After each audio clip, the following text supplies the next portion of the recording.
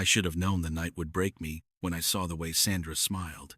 Not at me, through me, like I was vapor she could wave away. But that wasn't new. What was new was the envelope missing from Table 7's check presenter, and the way my manager's eyes found mine across the dining room, like a sniper locking on target. Because nothing goes missing in this restaurant unless someone powerful wants it to. My hands were shaking before he even crossed the floor. I'd only been back on the floor for 3 minutes, my 15-minute break, still clinging to me like a guilty secret. I'd washed my hands twice in the staff bathroom, stared at my own face in the mirror, reminded myself to keep my smile smooth. Amara. His voice was silk over concrete.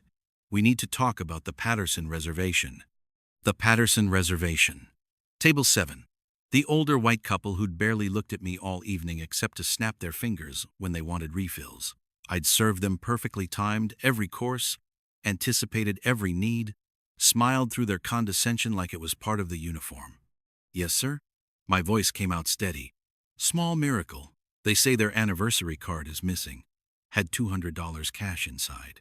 He wasn't asking. He was telling me what I'd already been convicted of. The floor tilted. I never.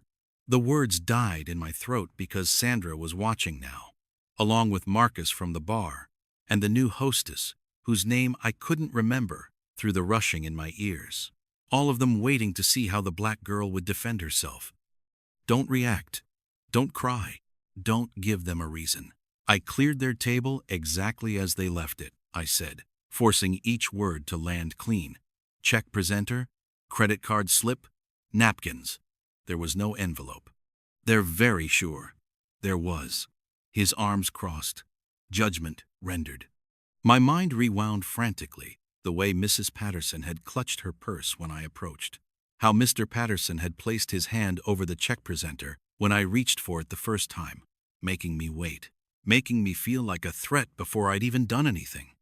The envelope had never been there. Or it had, and one of them had pocketed it after I turned away. Or Sandra had cleared it during her smoke break, the one she wasn't supposed to take but always did.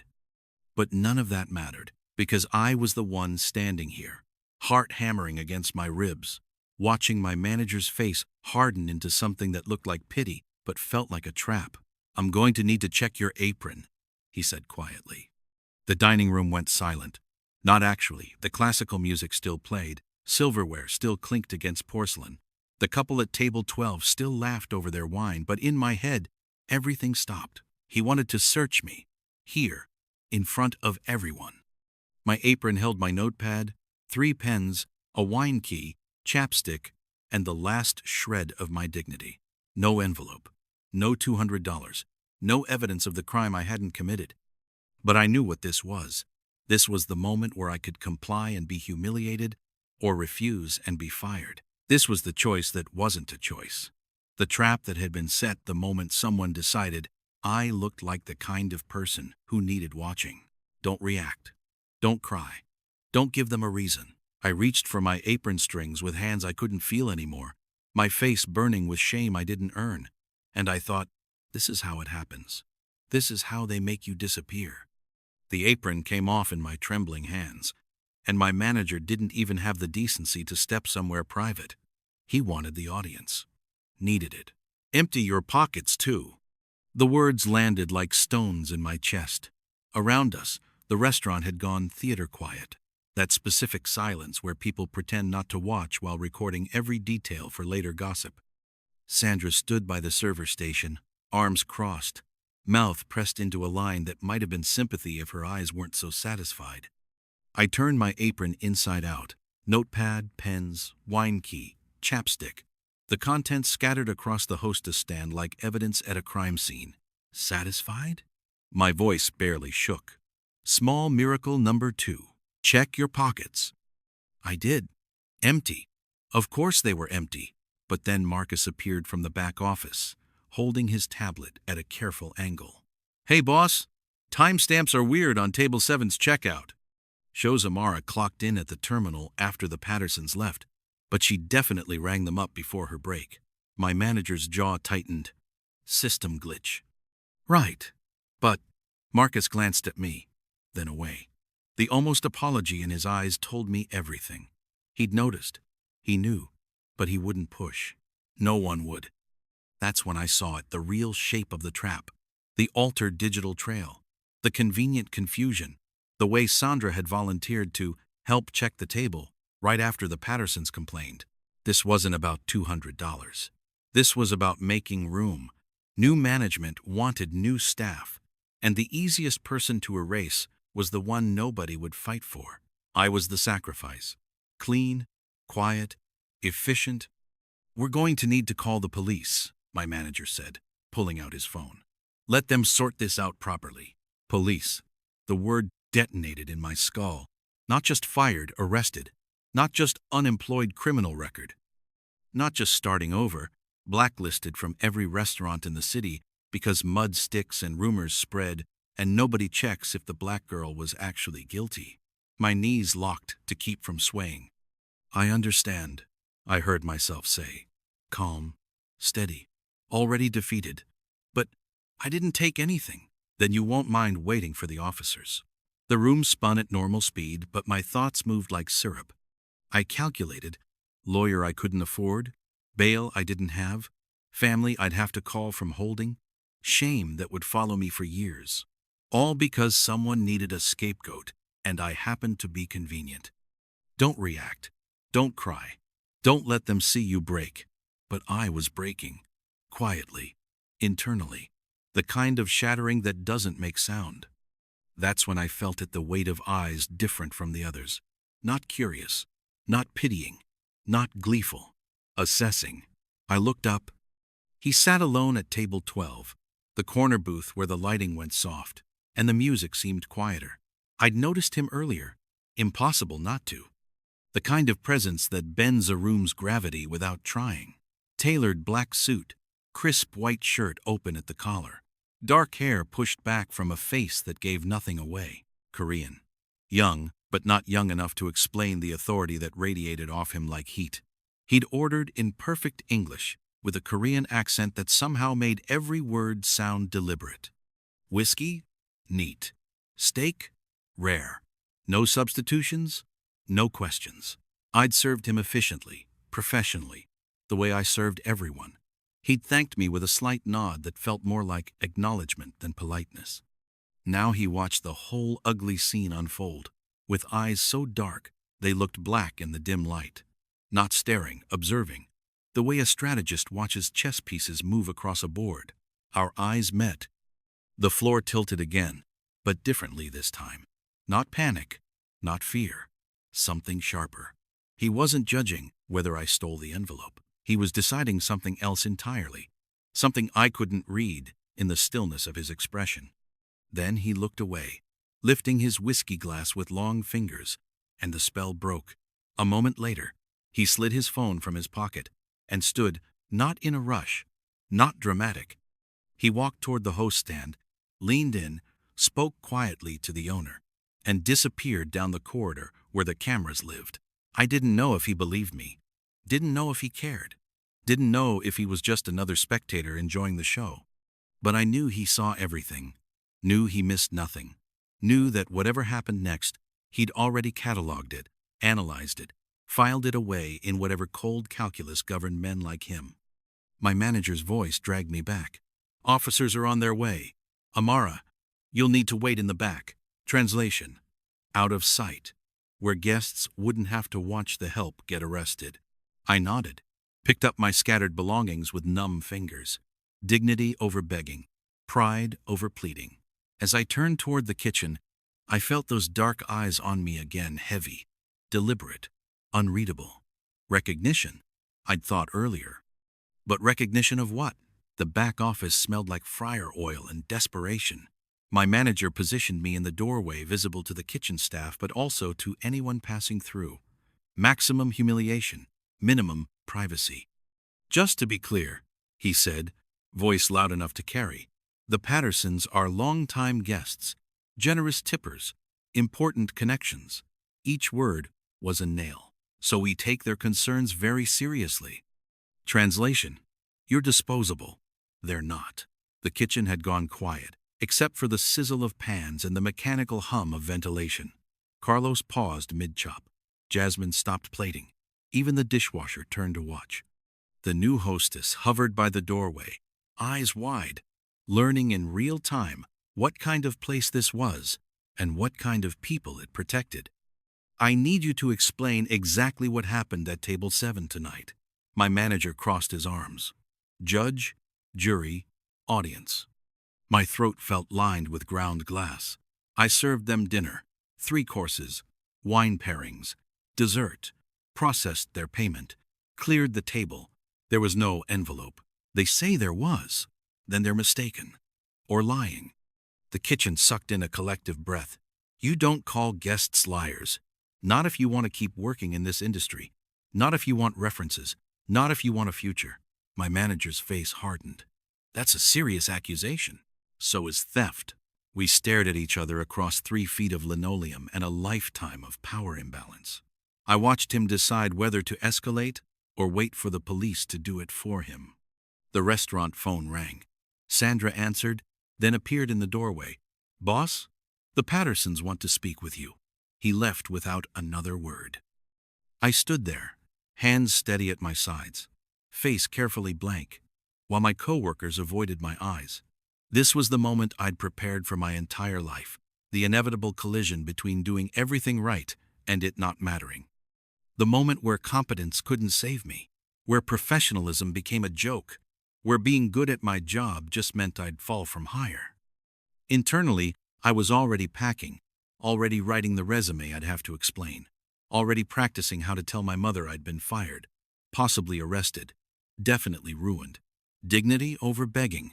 Carlos met my eyes finally, mouthed, I'm sorry. But sorry wouldn't pay my rent, wouldn't clear my name, wouldn't stop what was already in motion. Through the kitchen doors, I heard raised voices, my manager's tight professionalism cracking, Mrs. Patterson's sharp insistence. And underneath it, something else, a male voice, low and calm and absolutely certain. The Korean man from table 12, speaking. When my manager returned, his face had gone waxy. Behind him came the Pattersons, Sandra, and the man from table 12, moving through the kitchen like a storm front. There's been a misunderstanding, my manager said, but his voice had lost its certainty. The Korean man stopped 3 feet away. Up close, he was taller than I'd realized, built lean and precise under that expensive suit. His face remained expressionless, but his eyes, God, his eyes cut through the room's tension like surgical steel. Show her the receipt, he said quietly. Not a request. A command wrapped in silk. My manager fumbled with his tablet, pulled up the transaction. This shows the timestamp. The Korean man's voice never rose, never hardened, but everyone in the kitchen froze. It shows the check closed at 9:47 p.m. Your server's break started at 9:52. The Pattersons claim they left the envelope at 9:50. Mrs. Patterson's mouth opened, closed. But the security footage, which I've already reviewed with your owner, shows them leaving at 9:45. 2 minutes before the envelope could have been placed. He paused. Let the mathematics sink in. It also shows Sandra clearing the table at 9:51, while Amara was on break. The kitchen seemed to tilt on its axis. Sandra went pale. I was just helping. You were removing evidence of your own theft. His tone didn't change. Didn't need to. The envelope is in your locker. The owner is checking now. My manager's phone buzzed in his hand. His eyes flicked to the screen, and whatever he read drained the last of his arrogance. He didn't say, the police are canceled. Not out loud, he didn't have to. The room understood the shift before he did. Time fractured. Sandra's face collapsed. My manager's authority evaporated. The Pattersons looked at each other with the dawning horror of people who just realized they'd been weaponized. Marcus didn't look surprised. He looked sick, like he'd known exactly what he was holding back when he called it a weird timestamp. Nobody moved. Nobody breathed. The Korean man's eyes found mine again, and this time I saw it clearly, not judgment, not attraction. Something colder and infinitely more dangerous. Certainty. He'd known from the beginning. Had sat there sipping whiskey while the trap closed around me, watching, calculating, waiting for the exact right moment to dismantle it. The owner would like a word, he said to my manager. Now, my manager left like a ghost. Sandra followed, escorted by the sous chef. The Pattersons stammered apologies I couldn't hear through the roaring in my ears. And then it was just him, just me, just the kitchen staff pretending not to stare while their entire understanding of power rearranged itself. You didn't deserve that, he said simply.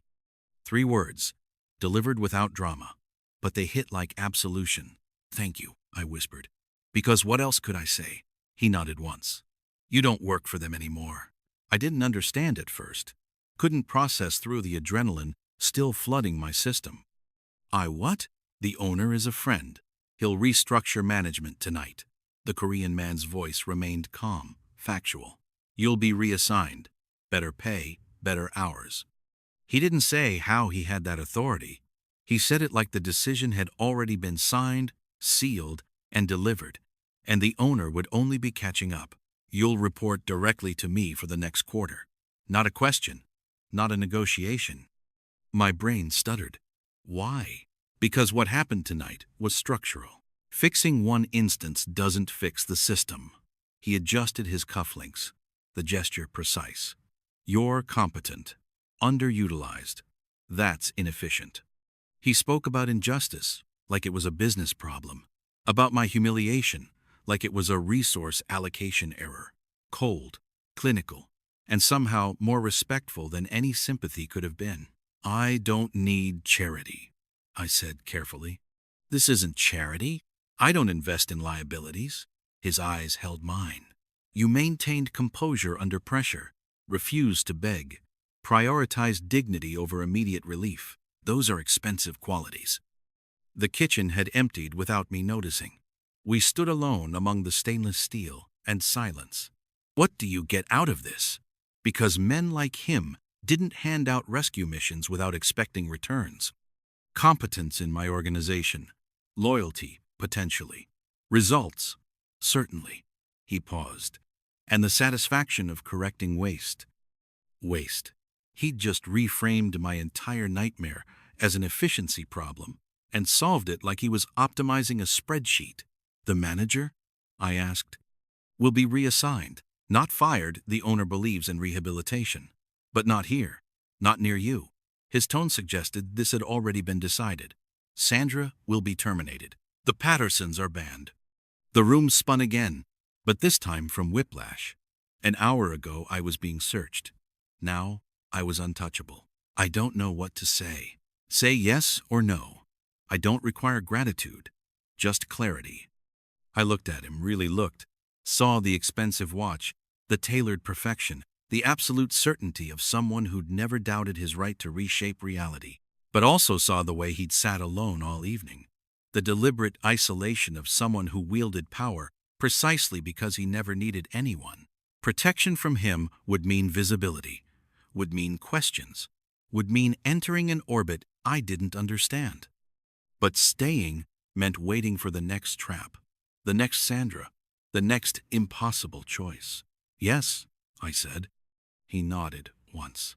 Your wages tonight will be tripled. Compensation for the distress. Tomorrow you'll meet with HR. New contract, new position, new terms. Then he turned to leave, and I realized I didn't even know his name. Wait. He paused. Who are you? A slight smile touched his mouth. First expression I'd seen all night. Someone who values efficiency. He handed me a business card, heavy stock, minimalist design, and someone you'll answer to now. Rest tonight. Tomorrow we begin. Then he was gone, leaving me standing in an empty kitchen holding a card that read simply, SEO Cajun Min, Strategic Operations. The room looked the same, but everything had changed. I found him in the parking lot, leaning against a black Mercedes that probably cost more than I'd earn in 5 years. The night air bit cold after the kitchen's heat, and I'd grabbed my coat but forgotten my scarf. He noticed. Of course he noticed. You should go home, he said, not looking up from his phone. I need to understand what just happened. Now he looked, studied me with that same assessing intensity. You were about to be sacrificed for someone else's mediocrity. I prevented it. Simple. Nothing about tonight was simple. The mechanics were. He pocketed his phone. The implications? Less so. I moved closer, hyper-aware of the distance between us, the way headlights from passing cars cut shadows across his face. Why did you intervene? I told you. Inefficiency bothers me. That's not an answer. It's the only one I have. But something flickered in his expression. Not softness, but acknowledgement. I don't rescue people, Amara. I correct systems. You were collateral damage in a broken structure. Fixing you fixed the larger problem. Fixing me? Like I was machinery. Is that what I am now? A problem you solved? You're an asset I acquired. He said it without inflection, but I felt the weight of the words. And assets under my protection stay protected. But that protection has costs. What costs? Visibility. People will notice you now. Some will resent it. Others will test whether you earned it or were simply given it. He pushed off the car, closing the distance between us, until I had to tilt my head back to hold his gaze. You'll be scrutinized, questioned, possibly targeted. My pulse kicked up, not from fear, from proximity, from the sudden realization that this man, this cold, calculating stranger, smelled like cedar and something darker, and radiated heat despite his glacial composure. Are you trying to scare me? I asked. I'm trying to give you a choice. His voice dropped lower. You can walk away, take the severance, find another restaurant, return to invisibility. Or you can accept the position, enter my world, and deal with the consequences of being untouchable. What world is that? One where power is currency and loyalty is leverage, where competence matters more than likability and results eclipse intention. He held my gaze. It's not kind, it's not forgiving, but it's honest. Honest. The word landed strange, coming from someone who just orchestrated an entire restructuring in under an hour. And if I choose visibility, then you answer to me. You learn how real power operates, and you decide whether you want to wield it yourself or simply exist under its protection. The parking lot felt smaller suddenly, the space between us charged with something I couldn't name. This isn't about attraction, he said, reading my silence. I don't confuse professional value with personal interest. Good, I said, not entirely sure I meant it. But protection creates proximity, and proximity creates complications. He stepped back, restoring the distance. I'm telling you now so there are no misunderstandings later. Understood. Good. He opened his car door, paused. Tomorrow, 9 a.m. The address is on the card. Don't be late. Then, he was inside. Engine purring to life. Taillights disappearing into traffic. I stood alone in the parking lot, card clutched in my cold hand, and realized I'd just agreed to something I didn't fully understand. But for the first time in hours, I wasn't afraid. I was awake. 3 days later, the restaurant felt like foreign country. I walked in for my shift, new role, new everything, and the hostess actually stood up straighter. Sandra's replacement smiled with teeth. Carlos offered me coffee without being asked. Nobody met my eyes for long. The new manager, transferred from the downtown location, shook my hand with careful respect. Anything you need, let me know. Mr. Min has made your priorities very clear. Mr. Min. The name carried weight now. I'd Googled him that first night, found almost nothing, a few mentions in Korean business journals. One photo from a charity gala where he stood at the edge of the frame looking bored. Several listed board positions for companies I'd never heard of. Nothing that explained the reach he obviously had. Nothing that justified the fear, respect in people's voices when they said his name. But I felt it anyway. In the way my new schedule appeared perfectly optimized. In the upgraded locker with my name already on it. In the whispers that stopped when I entered rooms. Protection, he'd called it. It felt more like a force field. On day 4, I found an envelope in my locker plane, unsealed, containing a check for $3,000, compensation for emotional distress, non-negotiable, JM.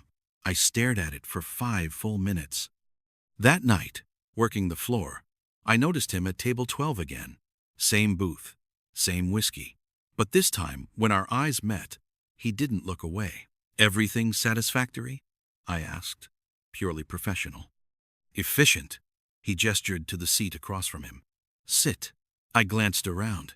The dining room was half full, my section covered. "I'm working. I'm your employer. You're working now." Not harsh, factual. I sat. He studied me across the table, fingers wrapped around his glass. "You've adapted quickly." "Is that a compliment?" "An observation. You're good at those." The corner of his mouth lifted, almost a smile. "How are you finding the new arrangement?" "Confusing," I admitted. "People treat me differently, like I'm dangerous." "You are." I blinked. "How?" "You're associated with me. That makes you dangerous by proximity." He took a sip. "Power doesn't require your understanding to be effective." "Is that what you are? Powerful?" "I have access to power." "Different thing." His eyes held mine. "Power is circumstantial. Access is structural." I was learning his language. The way he spoke in frameworks and systems instead of emotions. The way he treated reality like code that could be rewritten with the right inputs. "Why table 12? I asked suddenly. "You've been here 4 times this week. Always the same table." "I like the sight lines." "You like watching.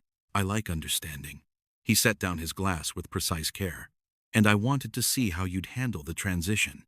"And?" "You're managing the shift well. Better than most would." He paused. "But you're still performing. Still proving you deserve the protection." The observation landed like a punch. Because he was right. I was working twice as hard, staying twice as late, being twice as perfect. Shouldn't I prove it? "No." His voice went quiet, serious. "You should accept it. The protection isn't conditional on your performance. It's structural. I don't withdraw investment based on temporary metrics." Temporary metrics. He just called my entire work ethic temporary. Then what is it based on? "Potential." He leaned back. "Studying me, which you have, and which I'm curious to see you deploy." The air between us thickened. Not attraction, still not that, but something else. Recognition. Challenge. The sense that he saw capacities in me I hadn't named yet. "I should get back," I said, standing. He nodded. "Amara." I paused. "Stop trying to earn what's already yours." 2 weeks in, I stopped flinching when people deferred to me. Started noticing how decisions got made, who spoke, who listened, who held the real power beneath the titles. Started seeing the restaurant as a system of leverage points and pressure zones instead of just tables and orders. Started thinking like Seokjin Min. It was terrifying and addictive. He came in less frequently now, but I felt his presence anyway. In the way management consulted me on scheduling. In how the owner asked my opinion on menu changes. In the quiet understanding that I was untouchable, and everyone knew exactly why.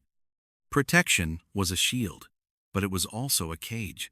I couldn't go back to being invisible.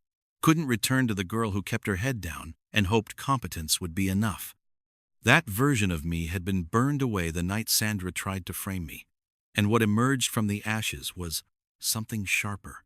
Something that understood power wasn't given, it was taken, structured, maintained. One Friday night, closing alone, I found him waiting by my car. "This is becoming a habit," I said, keys in hand. "I wanted to check in, see if you needed anything." "I'm fine." "You're adapting." He pushed off my car. "But fine and thriving aren't the same." "What's the difference?" "Fine means surviving the new structure. Thriving means learning to use it." I unlocked my car, threw my bag inside. The parking lot was empty except for us and the distant traffic sounds. Intimate in a way that made my pulse kick. "Why do you care if I thrive?" "Because wasted potential bothers me as much as inefficiency." He moved closer, just barely inside my personal space. "And because you're starting to see how power actually works, and I'm curious what you'll do with that knowledge." "Maybe nothing. Maybe I just want to do my job and go home." "You don't believe that anymore." His voice dropped. You've tasted what it's like to be untouchable, to have people defer, to speak, and have it matter. His eyes locked on mine. You can't unsee that. He was right. God help me. He was right. Is this what you wanted? I asked. To turn me into someone like you? No. The answer came quick. I wanted to give you the choice to become who you actually are. The version of you that doesn't perform survival, she commands it. The night air felt charged, dangerous, like standing at a cliff's edge. And if I don't want to command anything? If I just want protection and peace? Then you have it. I told you protection isn't conditional. He stepped back, restoring distance. But I don't think that's what you want anymore. What do I want? That's the question you need to answer. He moved toward his car, then paused. Next week, I'm hosting a dinner. Investors, partners, people who shape how this city operates. You should attend. As what? Your employee? As someone learning to navigate power. His expression remained unreadable. The invitation is open. The choice is yours. Then he was gone, and I stood alone in the parking lot, keys cutting into my palm. Untouchable, protected, safe, and absolutely, terrifyingly uncertain whether protection was freedom or the beginning of something I couldn't control. But I knew one thing with razor clarity. I wasn't the same girl who'd been searched 2 weeks ago. And I'd never be her again. The question wasn't whether I'd attend that dinner. The question was who I'd become by the time I walked through those doors.